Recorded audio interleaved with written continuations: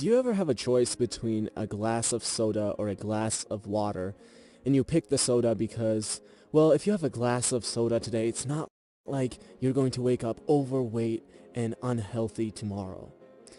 That's basically how we all like to think, that somehow success only comes from doing huge, important things right.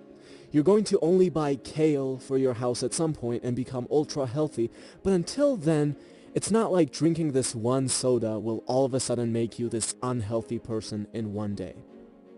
So you have this big paradox. On one hand, you're right, the little decision doesn't really matter. This one decision won't really affect your health in any significant way.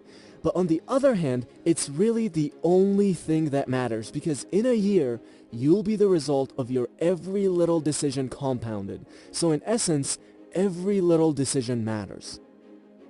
And these little things are easy to do. When you're on your lunch break tomorrow, you can make the choice to drink water instead of soda. Anyone is capable of doing that. But since it's easy to do, it's also easy not to do and just order the soda. But what if you decide to do this little thing right? You won't be any healthier the next day, but after a year of drinking water instead of soda every lunch, you would see huge health benefits from it.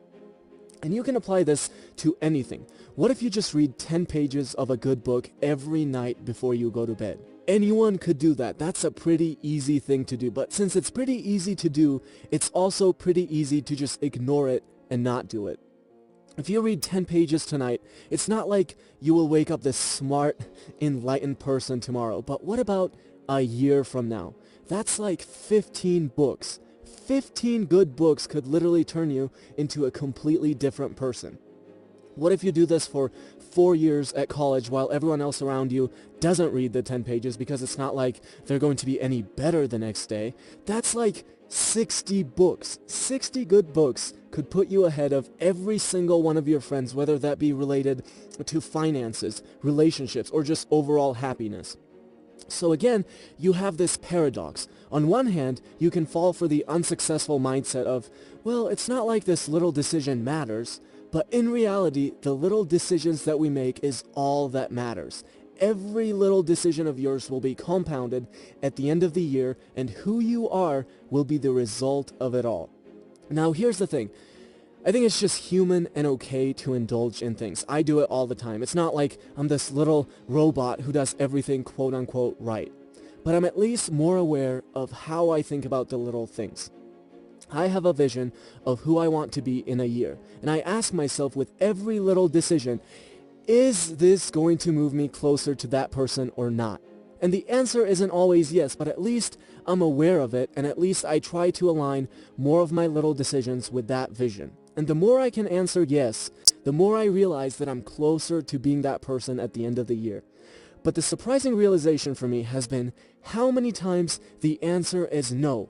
No, this isn't moving me to where I want to be in a year. And this is perhaps the most important lesson of the slight edge. A huge lesson of taking responsibility for where you are in your life.